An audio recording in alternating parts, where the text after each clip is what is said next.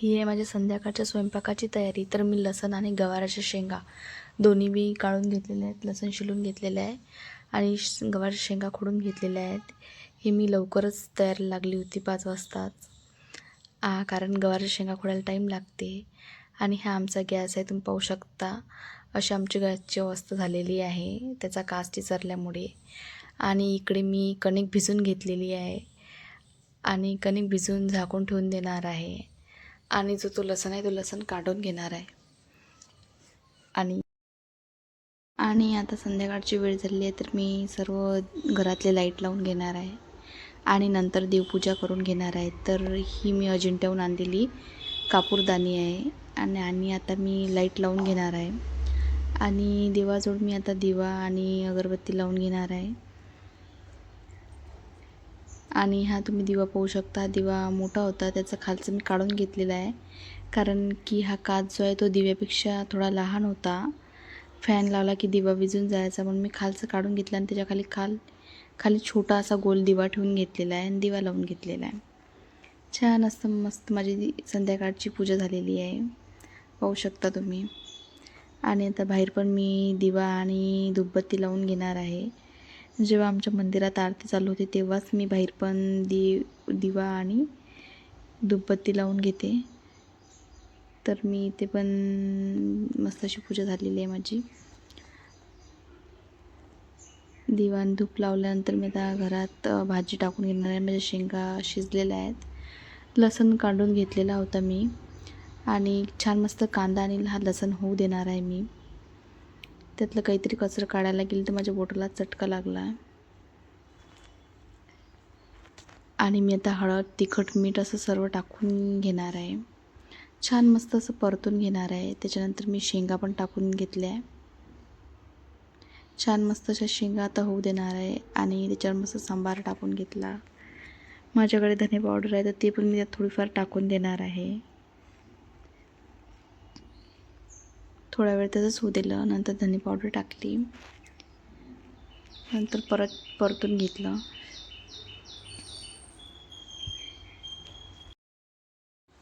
आणि त्यानंतर मी शेंगदाण्याचं कूट त्यात टाकून देणार आहे. या डब्यात मी शेंगदाण्याचं कूट आधीच काढून ठेवते, म्हणजे वेळेवर मला शेंगदाणे भाजून कूट वगैरे काढायचं काम नाही पडलं पाहिजे म्हणून. थोडंफार यात टाकून दिलं आणि छान मस्त परतून थोडा वेळ झाकण ठेवून दिलं आणि छान मस्त त्याला तेल सुटेपर्यंत मी ठेवून दिलं. थोडंसं काहीतरी किंचित पाणी टाकलं होतं मी त्याच्यात आणि थोडं शिजू दिलं. आणि छान मस्त पाहू शकता तुम्ही आता माझी भाजी कशी झालेली आहे. तर दाखवते मी तुम्हाला.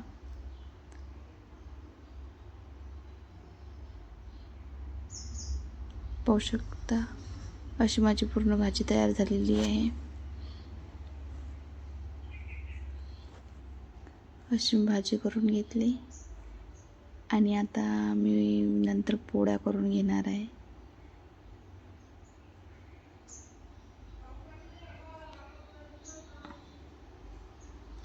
आणि माझ्या मिस्टरांनी मदत आणलं की आपल्याला भजी, पुऱ्या आणि कुरड्या खायच्या आहेत. वटपौर्णिमेच्या दिवशी तुम्हाला भजे वगैरे काही खाऊ घातले नाही, तर म्हटलं जाऊ द्या, ठीक आहे. आता त्यांना उद्या पण उपवास आहे, चतुर्थी, आणि शनिवारी पण उपवास आहे, तर म्हटलं करा.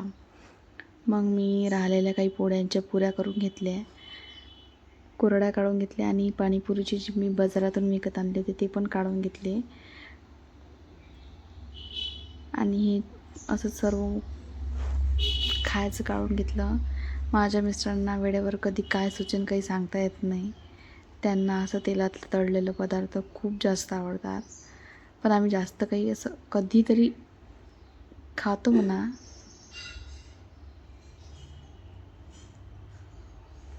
तर छान मस्त अशा मी त्या होऊ दिलेल्या आहेत. सर्वच काढून ठेवले. जेवढ्या खाल्ल्या जातील तेवढ्या खाऊन घेणार, नाहीतर आंपणनीत भरून ठेवून देणार. आता मलाच विचार पडला की ते गवारच्या शेंगा एवढ्या साड्या मी केल्या आहे, त्या खाल्ल्या जातील की नाही. इकडे मी कुरड्या पण तळून घेतल्या.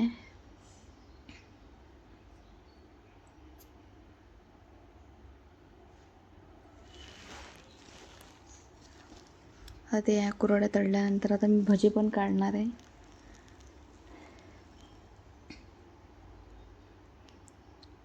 आलूची भजी करायची होती मला. माझ्यासाठी आलूची भजी केली, त्याच्यासाठी नॉर्मल भजी केली. पण आलूच्या भाज्यातले पण त्यांनी भजी काही ना काही खाल्लेच. अशी आमची स्वयंपाक करता करता थोडे मजाक मस्तरी चालू होती.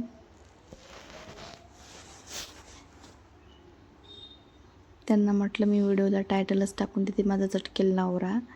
तर खूप हसले ते. तर छान मस्त अशी माझी भजी काढून तयार झालेली आहेत, पाहू शकता तुम्ही.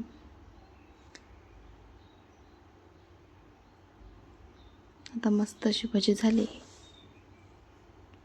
की करून घेणार आहे जेवण. तशी तर काढता काढताच खाणं चालू होती यांचे आणि माझे पण.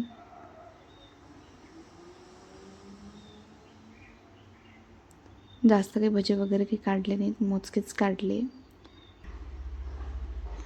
छान मस्त आमचं असं मस्त जेवण झालेलं आहे,